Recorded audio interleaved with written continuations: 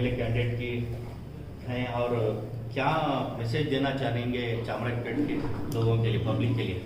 सबसे पहले मैं बेंगलोर शहर के जितने उर्दू के मीडिया के नुमाइंदे हैं आए हैं, सबका मैं इस्तकबाल करता हूँ मेरे ऑफिस को। आपने हमें अपना कीमती वक्त देके मेरे ख्यालात सुनने के लिए आप यहाँ आए हैं। मैं आपका बहुत बहुत शुक्रिया अदा करना चाहता हूँ, आपका बहुत शुक्रगुजार हूँ। मैं चामराजपेट से भारतीय जनता पार्टी के टिकट पर चुनाव का उम्मीदवार बन के चुनाव लड़ने के लिए चुनाव के मैदान जंग में उतर के आया हूँ।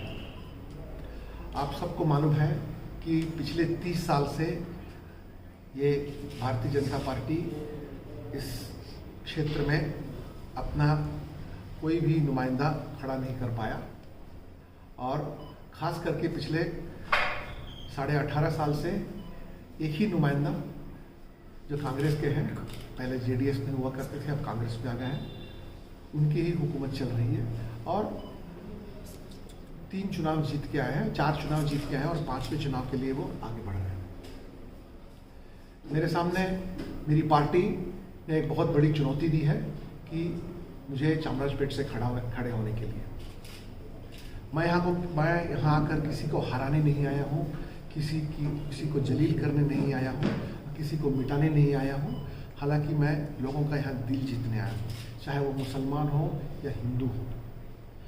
इस शहर का बीचों बीच जो है चामराजपेट, इससे मैं बहुत अच्छी तरह से वाकिफ़ हूँ। ये आज हम जिस जगह में हम बैठे हैं, ये मेरे परदादा जी का घर है। 100 साल पुराना घर हुआ करता था, इसको तोड़वाने के बाद में एक दूसरी घर बनी, तो वो भी 30-35 साल की हो चुकी है, और मैं यहाँ कोई नया आदमी हूँ। आपके सामने मैं यही पेश करना चाहता हूँ कि चामराजपेट एक इतनी पुरानी लोकेलिटी होने के बाद भी यहाँ पर क्यों तरक्की और तब्दीली नहीं हो पाई लोगों की, ये बड़े दुख की बात है। सरकार जो भी हो, जेडीएस की हो, कोलिशन की हो, कांग्रेस की हो या बीजेपी की हो, हर साल 100-125 करोड़ देते हुए आई है। इसके अलावा और भी पैसे आते हैं, लेकिन आप यहाँ के हालात अगर देखेंगे तो आपको बहुत दुख महसूस होगा, क्योंकि यहाँ कोई प्रोग्रेस ही नहीं हुई है। ये चामराजपेट ये कॉन्स्टिट्यूंसी जो है बड़े अच्छे जगहों से घिरा हुआ है। ऊपर आपका राजाजी नगर है, मल्लेश्वरम है, हनुमंत नगर है, बसवनगुड़ी है, और चिकपेट है, और अच्छे जगह। चामराजपेट में ही शहर की सारी गंदगी, न कोई सफाई, न रास्ते, इतनी गरीबी, और यहाँ की जो गरीबी है ज़्यादा से ज़्यादा बढ़ती जा रही है। यहाँ तालीम की कोई व्यवस्था नहीं, यहाँ पर सेहत को ठीक करने के लिए कोई व्यवस्था नहीं। कुछ पूछो तो नुमाइंदे बोलते हैं कि आप विक्टोरिया हॉस्पिटल चले जाओ, यहाँ बड़ा अस्पताल है, या अगल बगल के कोई स्कूल में चले जाओ। सबका हक बनता है, हर बच्चे का हक बनता है कि उसको अच्छी तालीम मिले, जो कि यहाँ पर 20-25 साल से किसी को नहीं मिल रही है। यहाँ पर केवल सियासी नज़रों से चामराजपेट का इस्तेमाल हो रहा है, वोट बैंक की तरह इस्तेमाल हो रहा है, और पता नहीं इतने करोड़ों रुपए जो चामराजपेट में आए हैं, ये जानना जरूरी है कि गया कहाँ है पैसा। मैं चामराजपेट के गली गली का दौरा लिया हूँ, खास करके इतने गरीब जगह हैं जहाँ मुझे दुख से कहना पड़ता है कि लोग कीड़े मकोड़े की तरह जिंदगी जी रहे हैं। ये उनका हक नहीं बनता है। इन सबको एक अच्छा फ्यूचर चाहिए। मुझे इसी की सबसे बड़ी वरी है कि इनको अगर क्यों इनको गरीब की तरह रखा गया है। मैं यहाँ के कांग्रेस को हराने नहीं आया हूँ, या कोई यहाँ के नुमाइंदे को हराने नहीं आया हूँ, बस इतना ये लेके आया हूँ कि आपके साथ रह के मुझे एक मौका दीजिए। मुझे तजुर्बा है, लंबी तजुर्बा सरकार में मेरी रह चुकी है, और कहाँ से क्या काम हो सकता है उससे अच्छी तरह से मैं वाकिफ़ हूँ। और यहाँ के लोगों को सबसे पहले चामराजपेट में क्या चाहिए जो है, चामराजपेट, आज़ाद नगर, जे नगर, बादरायणपुर और आपका चलवादी पाಳ್య, रायपुरम और उसके बाद में सिटी मार्केट, सबसे पहले जो है ना इस जगह की सफाई। करोड़ों रुपया बीबीएमपी में है, लेकिन यहाँ की सफाई क्यों नहीं हो रही है, इसका आंसर चाहिए। दूसरी बात, यहाँ सरकारी स्कूल क्यों नहीं चल रहा है? बाकी जगह सरकारी स्कूलें जो है जो चल रही है, वहाँ लोग बच्चों को उससे तालीम की अच्छी व्यवस्था मिल रही है। यहाँ पर लोगों को महंगे फीस दे के जाना पड़ रहा है, जो नहीं जा पा रहे हैं उनको अपनी तालीम को बंद करके रखा है। मैं गली गली घूम के आया, लोगों को डायबिटीज़ है, लोगों को अलग अलग बीमारियां हैं, लेकिन उनके पास में पैसे नहीं है उन बीमारियों को ठीक कराने के लिए। वहाँ एक जो अस्पताल नाम के वास्ते हैं, उनकी इसके लिए पैसा आया है, कागज़ पर लिखा है कि पैसा खर्च हुआ है, लेकिन कहाँ खर्च हुआ है? ये सब तहकीकात की ज़रूरत है यहाँ पर। मतलब यहाँ जो हुआ है, लोगों के ऊपर बहुत बड़ा जुल्म हुआ है। लोग जिस चीज़ के हकदार हैं उनको वो हक नहीं मिला है। मैं पिछले 35 साल पुलिस में रह के, सरकार में रह के, बिना एक भी इल्ज़ाम के बाहर आया हूँ। मैं लोगों से केवल एक मौका मांगना चाहता हूँ। यहाँ कहते हैं कि 50% के ऊपर मुसलमानों की आबादी है। हाँ, मैं गैर मुसलमान हो सकता हूँ, क्या मुसलमान भाइयों बहनों की हिफाजत नहीं कर सकता हूँ क्या? इसी बीजेपी सरकार में मैं शहर का कोतवाल था, शहर का पुलिस कमिश्नर था। मुश्किल दौर में मैं जो 300-400 जुलूसें निकली सीएए एनआरसी के दौरान, सारे मुल्क में हल्ला हंगामा हुआ, गोली चली, लाठीचार्ज हुआ, लोगों का खून खराबा हुआ। बेंगलोर में मैंने मुसलमानों का एक बूंद खून जमीन पर नहीं गिरने दिया। हालांकि बहुत मुश्किल की घड़ी से हम पास हुए थे उस समय। उसी समय कुद्दूस साहब दरगाह के सामने मुसलमान भाइयों का एक बहुत बड़ा जुलूस निकला था उस समय। वो अपनी ख्याल पेश करके सरकार को एक मैसेज देना चाहते थे कि हम इससे बहुत नाराज़ हैं या अपनी नाराज़गी जताना चाहते थे। मैं आपको बड़े फ़ख्र से कहना चाहता हूँ कि उस दिन भी जो 3.25 करोड़ का जो 3.25 लाख का जो मजमा शहर के कोने कोने से कुद्दूस साहब दरगाह आया, मेरे लीडरशिप के 31,000 पुलिस वालों ने 3-4 दिन मेहनत करके कि एक भी पत्थर कहीं नहीं गिरा, ना एक टायर जला, ना कहीं भी खून खराबा हुआ। और जितने हमारे मुसलमान भाई थे वहाँ आए, अपने ख्यालात पेश किए, अपनी बातों की चर्चा हुई और सरकार को जो पैगाम भेजना था उस दौर से उन्होंने भेजा और वापस गए। और जितने उलमा इकराम के थे वो सब मेरे ऑफिस आए और उन्होंने मुझे बहुत थैंक्स भी बताया। ये मैंने अकेले ये काम नहीं किया, मेरे सब टीम वाले मिलके। जब कोविड का दौरा शुरू हुआ, निज़ामुद्दीन मरकज़ से आपके बिरादरी के बहुत सारे हजरत बहुत बाहर से जो आए थे, उनके ऊपर अलग अलग जगह में ज़ोर ज़बरदस्ती हुई, उनको जलील की गई, उनको मैली आंखों से देखा गया। लेकिन जब बेंगलोर में जो लोग आए थे उन पर भी ऐसा होने वाला ही था। उस समय मैं यहाँ का कमिश्नर होकर सीएम साहब को बोला कि उनको जलील करने से सारे मुसलमान को बहुत दिल पर ठेस पहुँचेगा, क्योंकि ये लोग इस्लाम के बहुत पढ़े लिखे लोग हैं। इनको अगर हम चोरों के तरह, डकैतों के तरह इनके साथ हम पेश आएंगे तो कहेंगे तो कुछ नहीं मुसलमान, लेकिन उनको लगेगा कि भाई उनके बड़े बुजुर्गों और उनके हजरतों को हमने बहुत जलील किया करके। उनको अच्छी तरीके से बातें उनके साथ करके हज भवन में उनको भेज के उनको अलग से आइसोलेट करके, इसी का दिल पर किसी को ठेस पहुंचने का मौका नहीं दिया मैंने। कोविड के दौरान भी और सीएए के दौरान भी जहां भी किसी भी तरह की फिरका परस्ती बातें, दरार खड़ा करने की बातें आया करती थी, उस समय मैंने जी जान लगा के इंसानियत को ऊपर रखते हुए सबको अपने ताकत अनुसार समझा के शहर में अमन कायम रखा। और यही मैं बड़े फ़ख्र से कहना चाहता हूँ आप सभी के सामने और जब एक पुलिस वाले की तरह मैं आपका इतना सेवा कर सकता था, आपका मैं नुमाइंदा बन के आपके लिए मैं और बहुत कुछ कर सकता हूँ। मैं किसी को जलील करने नहीं आया हूँ, मैं किसी को हराने आया हूँ, बस आपका दिल जीतने आया हूँ। और मेरे समय में बहुत सारी मुसलमान लड़कियां जो पुलिस में थी, उनको भी अच्छे अच्छे डिप्टी कमिश्नर का पोस्ट, एसीपी का पोस्ट मैंने मांग के दिलवाया। मैं सीएम साहब को बोला, हालांकि बीजेपी सरकार भी थी उस समय, नाम नहीं लेना चाहता हूं, लेकिन तभी जो मुसलमान लड़कियां थी वो डीसीपी के पोस्ट पर 2 लड़कियां थी, यहाँ पर 3 लड़कियां एसीपी के पोस्ट पर थी। इससे क्या होता है कि मुसलमानों को भी एक हौसला मिलता है कि चलो हमारे पढ़े लिखे लड़कियों को एक सरकार ने एक अच्छा मौका दिया, सरकार ने भी अच्छा नाम लिया, और मुसलमान बच्चे बच्चियों में भी एक तरह का प्राइड आया कि अगर हम तालीम हासिल करें तो हम भी उस तरह से अफसर बन सकते हैं करके। मैंने कोई बहुत बड़ा चीज़ नहीं किया, इन छोटी छोटी चीज़ों से आम मुसलमान का दिल जीतने का कोशिश किया और मुझे बहुत प्यार मिला।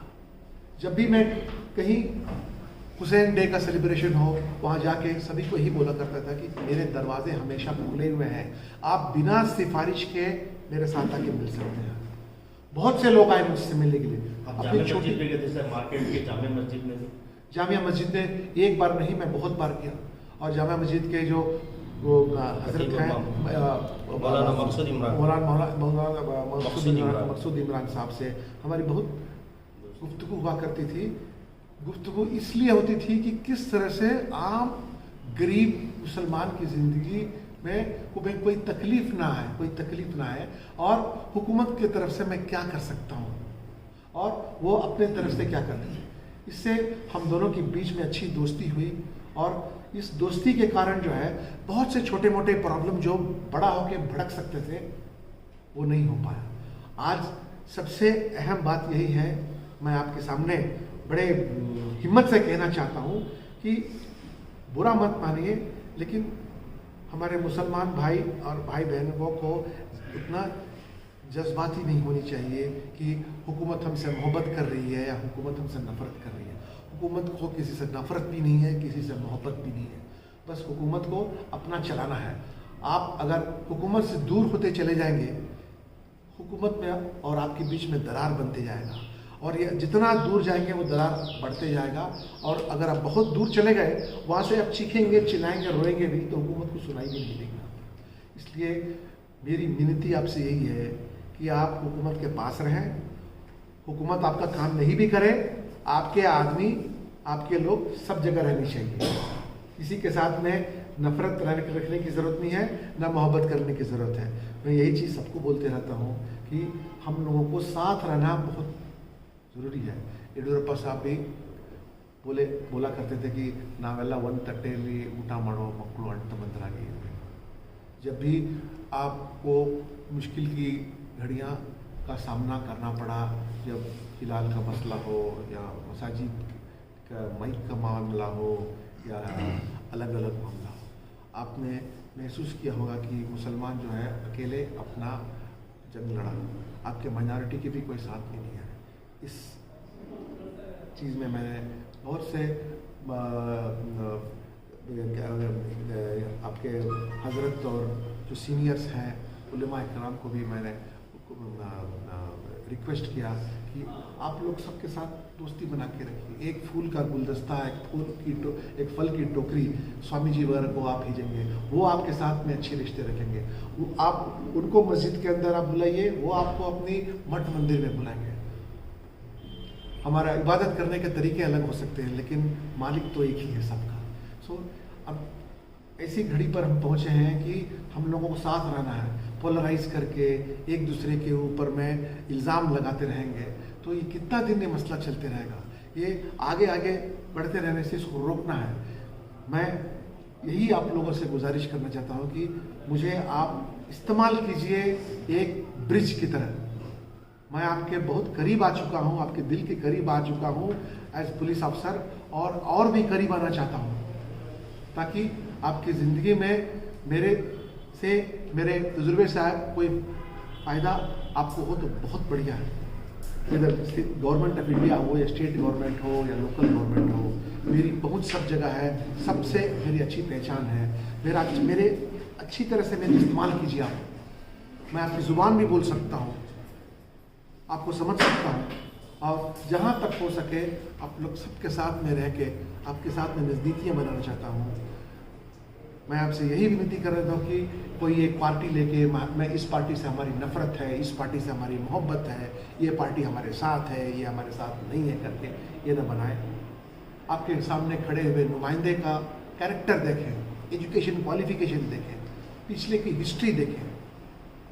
यानी कि सर ये 3 साल से तीन टर्म से एमएलए थे, कांग्रेस के एमएलए थे, तो डेवलपमेंट वर्क नहीं हुआ कि क्या वर्क होना था वो नहीं हुआ। आप देखिए चामराजपेट जो है एक अपाहिज बच्चे की तरह है घर में। चामराजपेट जिस तरह की तरक्की कर सकता था वो कर ही नहीं पाया। अगल बगल के रास्ते देखिए, जयनगर के देखिए, राजा जी नगर का देखिए, क्यों चामराजपेट को वो नहीं मिल सकता है। आप चामराजपेट का वार्ड में कम से कम कुछ तो खुशहाली है, लेकिन अगर आप अंदर जाएंगे, आप कभी सुबह 6 बजे सिटी मार्केट में जाके देखिए, इतनी गंदगी। वहाँ का जो मटन मार्केट है, वहाँ आप का अगर आपका खस्सी वहाँ कट रहा है, आपको दिल भी नहीं करेगा कि उस खस्सी को आप खाएंगे करके। और वहाँ का फूल का मार्केट देखिए, इतनी गंदगी में लोग कैसे वहाँ रह सकते हैं करके। क्या ये साफ नहीं हो सकता है? क्या किसी ने मना किया है साफ करने के लिए? ऊपर वाला हम सबको एक मौका देता है ज़िंदगी को सुधारने के लिए। हमको वो मौका पकड़ के अपनी ज़िंदगी में सुधार लानी चाहिए। इतनी गरीबी में आप गरीब पैदा हो, गरीब की तरह रह रहे हो, गरीब की तरह आपकी तरह, और फिर गरीबी छोड़ के जा रहे हो। मेरी तमन्ना यही है कि जो गरीब की तरह पैदा हुआ है उसको गरीब की तरह मरना नहीं चाहिए, क्योंकि आज की तारीख में इतनी मौकाएं सबके सामने हैं कि हम किसी न किसी मौके को पकड़ के जो डेवलपमेंट का बस है वो बस के ऊपर चढ़ जाना चाहिए। सो इसलिए मैं आप सबसे यही विनती करना चाहता हूँ और गुजारिश करना चाहता हूँ कि जो आजकल अखबार में देख रहे हैं कि भाई चामराजपेट में तो केवल हिंदू मुस्लिम का मामला है, और ये मामला को इस तरह से ना देखें। मुझे आप अपने नुमाइंदे की तरह साफ नज़रों से देखें और मुझे इस अपने तजुर्बे से बहुत कुछ करने का मुझे मौका मिल सकता है।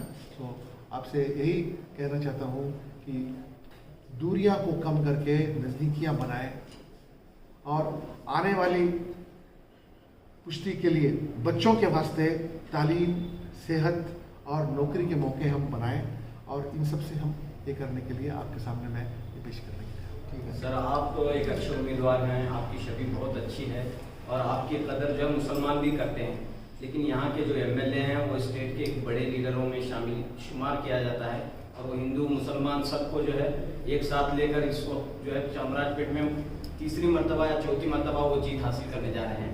तो कैसे एक दोनों उम्मीदवारों का कैसे देखते हैं? ज़मीर अहमद खान साहब के ताल्लुक से आपके मैं तो पहले ही बता दिया कि यहाँ पर काम करने के लिए बहुत सी सारी चीज़ें हैं सर। एक नुमाइंदे को 20 साल कोई कम समय नहीं है, और पैसे की भी यहाँ कोई कमी नहीं रही है। और यहाँ जो बड़े बड़े डेवलपमेंट के पैसे गए हैं, जनता जानना चाहती कि ये पैसे गए कहाँ, और जो आम आदमी यहाँ का है वो IMA का हो, एम्बिडेंट का हो, पैसा खो चुका। नुमाइंदा का फर्ज बनता है कि ये पता करने के लिए कि गरीब के पैसे गए कहाँ और ये पैसे कैसे लौटा सकते हैं। आप वही देखिए, राघवेंद्र बैंक का जो घोटाला निकला,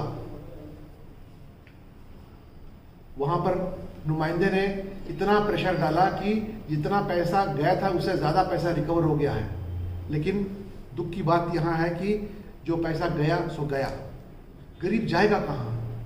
और अभी भी इतने लोग इस तकलीफ में हैं और गरीबी इतनी है। आप कह रहे हैं कि वो बड़े अच्छे रिश्ते बना के रखे हैं हिंदू और मुसलमानों के बीच में। गरीबों का मसीहा भी उनको कहा जाता है। बहुत बढ़िया, बहुत खूब। अगर वो गरीबों का मसीहा है तो पर नोट बांट देने से 25-30 लोगों का आप गरीबी नहीं हटा सकते हैं। आपको इंफ्रास्ट्रक्चर बनानी है, आपको स्कूल बनानी है, अस्पताल बनानी है। लोग किसी उनके घर के सामने जाके नोटों के बंडल लेके कोई गरीबों का फरिश्ता नहीं बन सकते। आपकी उनकी ज़िंदगी में तब्दीली लाना है, तो आपको डेवलपमेंट और प्रोग्रेस जब तक नहीं लाएंगे, क्या सारा चामराजपेट के 2.5-3 लाख लोग क्या उनके घर के सामने लाइन में खड़ा होकर क्या नोट लेने के लिए जाएंगे? क्या पैसा आता कहाँ है बताइए? तो आप जितने पढ़े लिखे हैं हमको भी तो बताइए, हम इतना पढ़ लिखने के बाद में हमारे पास में इतना पैसा नहीं आया, शायद आप लोगों में से भी उनसे भी ज़्यादा आप पढ़े लिखे होंगे, हमको भी तो राज बताइए, वो कौन सा राज है जिससे कि आपको इतना पैसा आ रहा है ताकि हम भी करोड़पति बन जाए? बिजनेसमैन भी हैं, तो बताइए ना हमको भी, किस तरह का, कहाँ से आपने कौन से कहाँ से IIM किस IIM से किया आपने, थोड़ा बिजनेस के सीक्रेट बताइए ताकि गरीबी हट जाएगी ऐसे। सो जिम्मेवारी बनती है कि आप जनता के क्वेश्चंस का आंसर आपको देना पड़ेगा। आपको केवल कुछ लोगों को आप खुश करके ये आप नहीं कर सकते हैं। आप भले आप अच्छे इंसान होंगे, इसलिए मैं पहले ही बोला, मैं किसी को जलील नहीं करना चाहता हूँ, न किसी को बेइज्जती करना चाहता हूँ। मैं तो यहाँ दिल जीत के काम कर रहा हूँ, और उनको तो मिला है, ऐसा नहीं कि उनको मौका ही नहीं मिला ना। 18.5 साल 20 साल कोई कम वक्त थोड़े हैं। और इस समय हर साल अगर आपको 100-150 करोड़ मिल रहा है तो जा कहाँ रहा है पैसा? आप एक दौरा तो लगा के आइए और आपको हैरानी हो जाएगी कि पैसा गया कहाँ पर। इसके अलावा अलग अलग तरीके से पैसे आ रहे हैं, और बाकी अलग अलग जो घोटाले में इनसे इनके सामने में उस घोटाले के बारे में मैं बताना ही नहीं चाहता हूँ, क्योंकि मैं वो सब बताना होगा तो मैं अपने आप को छोटा करते हुए जाऊँगा। तो अभी एक सवाल ये है सर कि खैर आप ये तो अपनी बात करें, लेकिन बीजेपी ने जो जिस अंदाज में अपने मैनिफेस्टो में उठाए हैं, चाहे वो यूनिफॉर्म सिविल कोड हो, चाहे वो NRC का मामला हो, और एक खुसूसी सेल बनाने का जो पुलिस लेवल पर, ये सब बातें जो है कहीं ना कहीं माइनॉरिटीज के इंटरेस्ट के खिलाफ जा रही हैं। तो इस मौके पर कैसा आप? कहीं पर भी मेरा यही कहना है कि अगर किसी भी ग्रुप का इंटरेस्ट को धक्का लग रहा है तो इसका मतलब यह है कि उस ग्रुप का नुमाइंदा वहाँ नहीं है, उसके गैर मौजूदगी से ये सब हो रहा है। अगर वो मौजूद रहता तो आवाज़ उठा के उस चीज़ को रोकता। तो मैं आपसे यही कहना चाहता हूँ सभी लोगों, आप सभी लोगों को, वो बीजेपी हो या कांग्रेस हो या जनता दल हो, किसी पार्टी से मोहब्बत भी मत करो, नफरत भी मत करो, उस पार्टी में आप रहो। और जो पार्टी अपने आप को दुनिया की सबसे बड़ी पार्टी बताना चाहती है, अगर आप उस पार्टी के हिस्सा नहीं बन रहे हो, पार्टी का भी नुकसान है और आपका भी नुकसान है। बिरादरी के जो पैसे वाले लोग हैं उनका कोई नुकसान नहीं होगा। थोड़ा हटके तो देखो, आपके जो बिरादरी के जो गरीब हैं उनको इसका ठेस पहुंच रहा है। इसलिए वो बीजेपी भी हो या कोई भी हो, आपके लोग सब जगह रहना बहुत जरूरी है। इसलिए मैं कह रहा हूं कि मुझे अपना नुमाइंदे की तरह एक मौका दीजिए और मुझे एक ब्रिज की तरह ट्रीट कीजिए, ताकि ये कर सकें। क्योंकि यहाँ इतने लोग बोल रहे थे कि भाई यहाँ तो केवल हिंदू मुस्लिम का है, यहाँ पर तो मुसलमान तो केवल मुसलमान को वोट देगा, हिंदू को ही वोट देगा करके। मैं तो ओपनली बाहर जाके बोलता हूँ कि अगर भाई आपके अगर ज़मीर भाई ने आपकी मदद की है तो ज़रूर उसको वोट डालिए। मैं तो यहाँ तक बोल चुका हूँ। बनता है कि नहीं? अगर आप किसी तकलीफ में, अगर आपको ज़मीर भाई ने आपको मदद किया है तो आपका दिल कहेगा ना, अगर उंगली नहीं भी कहेगा तो दिल तो कहेगा ना कि भाई जिसने हमारी मदद की आप उसी की मदद की। जिस अंदाज में सियासत हुई, चाहे वो हिजाब का हो, हलाल का हो, फिर आसाम का हो, ये तमाम इश्यूज हैं। और आखिर में जो रिजर्वेशन का इशू आया, तो ये तमाम जो है माइनॉरिटीज के खिलाफ फैसले लिए गए हुकूमत की जाती है। तो इस वजह से क्या है ना, कुछ लोग तो ये भी बोल डाले ना कि आपके वोट की जरूरत भी नहीं बोल दिया उन्होंने, बोला कि नहीं? बीजेपी ये सब क्यों? ये सब इसलिए क्योंकि आपके नुमाइंदे और आपके लोग वहां नहीं है। आपके साथ हमदर्दी जताने वाले लोग हुकूमत में नहीं है।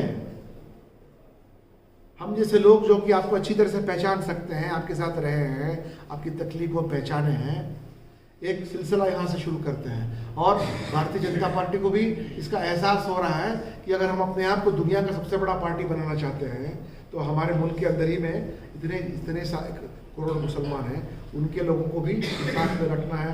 जब हम कह रहे हैं सबका साथ सबका विश्वास, तो उनको भी तो सबको साथ में। तो अभी धीरे धीरे ये सिलसिला शुरू हो रहा है। शायद सारे मुल्क में चामराजपेट से ही शुरू हो सकता है करके।